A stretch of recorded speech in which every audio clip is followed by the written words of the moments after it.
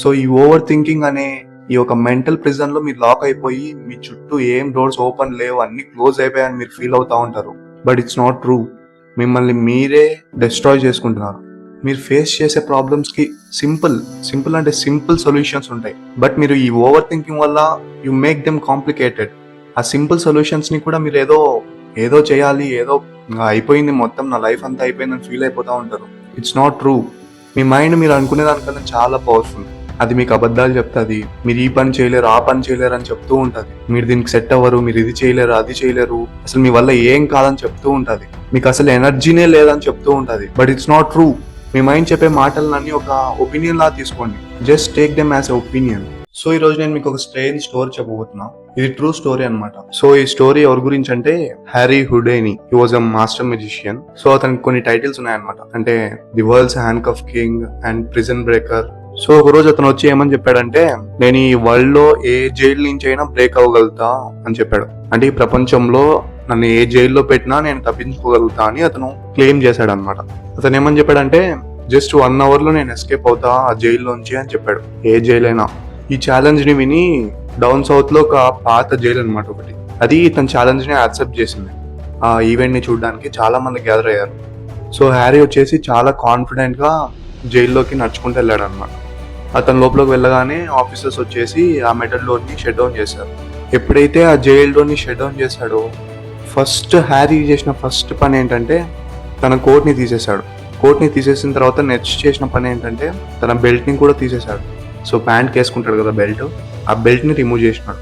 ఇక ట్విస్ట్ ఏంటంటే హ్యారీస్ బెల్ట్ లో ఒక 10-inch పీస్ ఆఫ్ స్టీల్ ఉందన్నమాట.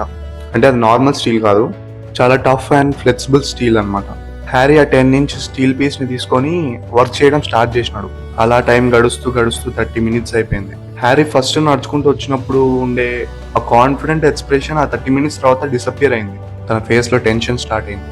అలా ఇంకో 30 minutes అయిపోయింది. 1 hour తర్వాత స్టిల్ ఆ డోర్ ఓపెన్ కాలేదు. అండ్ హ్యారీకి వచ్చేసి మొత్తం చెమటలు పట్టేసాయి. అలా 2 hours అయిపోయింది.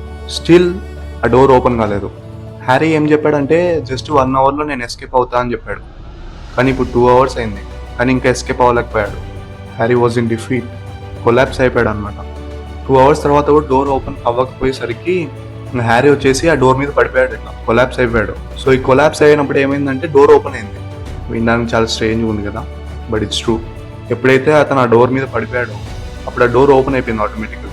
ఇక్కడ పెద్ద ట్విస్ట్ ఏంటంటే అసలు ఆఫీసర్స్ ఆ డోర్ని లాక్ చేయలేదు. కానీ హ్యారీ ఏమనుకున్నాడు, ఫస్ట్ నుండి ఆ డోర్ లాక్ అయ్యే ఉంది అనుకున్నాడు. సో వాళ్ళు బెస్ట్ లాక్ స్మిత్ తో లాక్ చేపించింటారని అతని మైండ్ లో ఫిక్స్ అయ్యి వచ్చాడు ఆ కాంపిటీషన్ కి. కానీ ఇక్కడ ట్విస్ట్ ఏంటంటే అసలు ఆఫీసర్స్ డోర్ ని లాకే చేయలేదు. కానీ హ్యారీస్ మైండ్ లో ఆ డోర్ లాక్ అయి ఉంది, ది బెస్ట్ లాక్ తో లాక్ అయి ఉంది. కానీ రియాలిటీలో అసలు ఆ డోర్ లాక్ అయ్యే లేదు. సో ఈ స్టోరీ యొక్క ఓవరాల్ పాయింట్ ఏంటంటే, మీ మైండ్ చాలా పవర్ఫుల్. సేమ్ హ్యారీ తన మైండ్ లో ఫీల్ అయినట్టే మీరు కూడా ఫీల్ అయ్యే ఉంటారు. మీ లైఫ్ లో ఎన్నో డోర్స్ లాక్ అయ్యాయని ఫీల్ అయ్యి ఉంటారు. బట్ యాక్చువల్లీ ఆ డోర్స్ ఏం లాక్ అవ్వలేదు, they are open. But you think they are closed. మళ్ళీ చెప్తున్నా, ట్రాక్ లో ఉండడానికి ట్రై చేయండి. నేను మీ ముందుకు ఇలాంటి మంచి కంటెంట్ తో వస్తూనే ఉంటా.